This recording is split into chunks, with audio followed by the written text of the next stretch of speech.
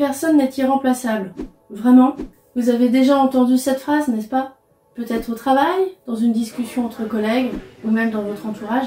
Avez-vous déjà pris le temps de réfléchir à ce que cette phrase sous-entend vraiment? Moi, je trouve que derrière cette apparence anodine et détachée, cette phrase porte en elle un message bien plus violent qu'il n'y paraît. Et dans cette vidéo, je vais vous dire pourquoi. Attention, préparez-vous, car vous n'entendrez pas cette conversation dans les dîners d'entreprise de fin d'année. Derrière son apparence anodine, la phrase « personne n'est irremplaçable » agit comme un poison insidieux. Elle gomme nos singularités, réduit notre valeur à de simples tâches et insinue subtilement que notre présence, nos efforts et notre investissement sont interchangeables. Elle impose une vision mécaniste du monde où chaque individu serait un engrenage remplaçable à l'infini. Pourtant, nous savons tous que ce n'est pas aussi simple. Et si, sans même s'en rendre compte, cette phrase venait éroder notre confiance en nous et notre sentiment de légitimité? Je pense qu'on ne devrait jamais dire à quelqu'un qu'il est remplaçable. Imaginez cette scène. Vous êtes au travail et une discussion démarre sur la charge de travail. Peut-être que vous hésitez à poser quelques jours de congé ou que vous évoquez le fait d'être fatigué. Et là, un collègue ou un supérieur lâche cette phrase. Tu sais, personne n'est irremplaçable. Sur le moment, comme moi peut-être, vous ne savez pas trop quoi répondre. Peut-être même que ça se veut rassurant. C'est pour vous dire que tout ne repose pas sur vous. Mais quelque chose vous gêne. Cette phrase reste en suspens et elle résonne en vous d'une manière désagréable. En fait, dès qu'on nous dit « personne n'est irremplaçable », il y a quelque chose de subtil qui se passe. On se retrouve piégé dans une fausse alternative. Parce qu'en face, qui oserait répondre « moi je suis irremplaçable ». Personne. On aurait peur de paraître arrogant, prétentieux, d'avoir une estime de soi trop élevée. Alors, on fait ce que l'on croit être la seule réponse acceptable. On acquiesce. On accepte. On accepte inconsciemment cette idée. Oui, bien sûr, je suis remplaçable. Et pourtant, est-ce vraiment le cas? J'ai déjà voulu répondre à quelqu'un qui m'a dit « personne n'est irremplaçable ». On m'a tout de suite accusé de prendre la mouche. C'est un peu comme si cette phrase était une vérité absolue, qu'on ne devait pas remettre en cause sous peine d'être qualifié soit d'arrogant, soit de se vexer pour un rien. C'est étrange quand même, il y a comme un conditionnement social. Et puis d'où vient cette phrase? Est-ce que ça vient de la culture du rendement au travail, du management, ou d'une vision dépassée du travail en entreprise? Si vous avez la réponse, dites-la moi en commentaire, car je serais ravie de le savoir. Du coup, je me suis longtemps forcée à croire en cette phrase, tout ça dans le but de me fondre dans le moule et de pas faire de vagues. Et oui, dans mon travail, j'entends encore souvent cette phrase « personne n'est irremplaçable », à croire qu'il est nécessaire de la répéter souvent pour bien l'intégrer. À chaque fois que j'ai hésité à prendre des congés ou un arrêt maladie, on m'a dit « personne n'est irremplaçable ». Derrière ces mots, il y a cette idée que si ce n'est pas vous qui êtes là, quelqu'un d'autre fera le travail à votre place et tout ira aussi bien. Comme si vous n'aviez pas d'importance. Comme si ce que vous êtes, votre manière unique de faire les choses ne comptait pas. En réalité, cette phrase insinue que nous ne sommes qu'un rouage interchangeable. Que nos efforts, notre engagement ne comptent pas vraiment. Que si nous partons, quelqu'un d'autre prendra notre place et ce sera comme si nous n'avions jamais été là. Mais est-ce vrai? Bien sûr, pour certaines tâches très techniques qui ne nécessitent aucune compétence humaine, oui. Et puis, quelqu'un d'autre peut accomplir un travail administratif, servir des clients ou répondre à des emails. Mais est-ce vraiment juste une question de tâche? Il y a une différence fondamentale entre remplacer quelqu'un pour une action précise et remplacer une personne dans son entièreté. Un exemple tout simple. Imaginez que vous devez offrir un cadeau à quelqu'un. Peu importe que ce soit un joli coffret ou un simple dessin d'enfant, ce qui change tout, c'est la manière dont on l'offre.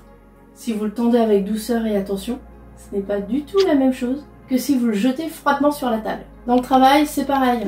Deux personnes peuvent avoir le même poste, mais l'une va apporter une énergie bienveillante, réconfortante, alors qu'une autre peut avoir une approche froide et distante. L'humain ne peut pas être remplacé si facilement. Bien sûr, quelqu'un pourra occuper le même poste, exécuter les mêmes tâches, mais la manière dont vous le faites, l'impact que vous avez sur votre entourage, la façon dont vous interagissez avec les autres, ça, personne ne peut le faire exactement comme vous. J'ai vu des collègues partir et être remplacés. Parfois ça se passe bien, parfois tout change. Un collègue bienveillant peut être remplacé par une personne ultra compétente, mais odieuse. Alors, c'est toute l'ambiance et toute la qualité du travail qui s'en ressentent.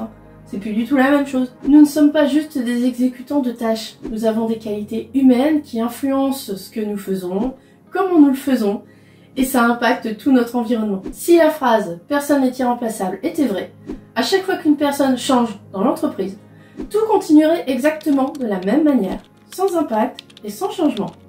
Mais dans la réalité, chaque individu apporte bien plus que ses seules compétences techniques. Il apporte une énergie, une dynamique, une façon d'interagir qui marque son environnement et qui est unique. Prenons l'exemple d'un professeur. Deux enseignants peuvent avoir le même programme, les mêmes compétences académiques, mais l'un peut inspirer ses élèves, les motiver, leur donner confiance, tandis que l'autre leur fera juste réciter des leçons. La différence, c'est la personne, c'est pas la fonction. Alors comment peut-on se sortir de ce schéma de pensée et retrouver notre juste valeur? Si cette phrase a déjà entamé votre confiance en vous et que vous avez alors eu l'impression de n'être qu'un simple numéro, sachez que vous n'êtes pas seul. Et surtout, sachez que cette impression peut évoluer. Il est parfois difficile de percevoir nos propres qualités car nous avons tendance à minimiser ce que nous faisons naturellement bien. Nous nous concentrons sur ce que nous n'avons pas encore accompli plutôt que ce que nous apportons déjà.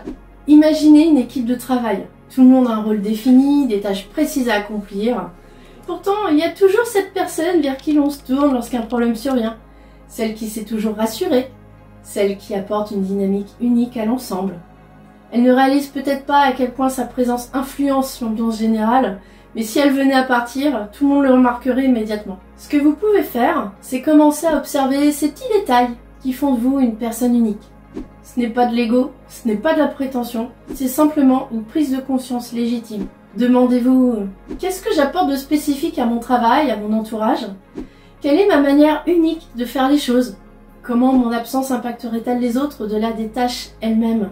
Parfois, la réponse est plus évidente pour les autres que pour nous-mêmes. Alors n'hésitez pas à demander à votre entourage ce qu'ils apprécient particulièrement chez vous. En tout cas, soyez-en certaine, votre présence compte.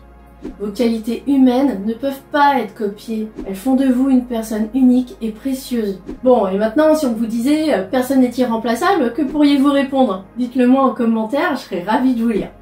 Mais en attendant, voici quelques idées. Vous pourriez répondre « Ah bon, tu crois vraiment que si on te remplace, tout fonctionnera exactement de la même manière ?» Eh oui, parce que les gens qui vous disent ça, ils parlent pas d'eux à ce moment-là, ils parlent de vous. Ou vous pourriez répondre « On remplace un poste, pas une personne ». Enfin, si cette phrase vous a déjà échappé dans une conversation, et oui, malheureusement, ça m'est déjà arrivé, voici des alternatives plus bienveillantes. Tout d'abord, on pourrait dire nous pourrons prendre la relève en attendant que tu nous reviennes en forme. Ou alors, ne t'inquiète pas pour nous, on s'en sortira, fais ce qu'il y a de mieux pour toi. Je pense qu'il est vraiment temps de changer notre regard sur cette phrase et d'arrêter de l'accepter comme une vérité universelle. Oui, nos fonctions peuvent être prises par d'autres personnes, mais notre essence, notre manière d'être et d'interagir, elle ne peut jamais être copiée. Votre valeur ne se mesure pas en tâches accomplies, mais en tout ce que vous apportez consciemment ou inconsciemment. Donc ne laissez jamais quelqu'un vous convaincre du contraire. Alors dites-moi en commentaire, avez-vous déjà entendu cette phrase? Comment l'avez-vous vécue? J'aimerais beaucoup lire vos réactions. Et surtout, si vous connaissez quelqu'un qui a besoin d'entendre ce message, partagez-lui cette vidéo. On se retrouve très vite pour d'autres vidéos sur les relations humaines et l'estime de soi. À très bientôt!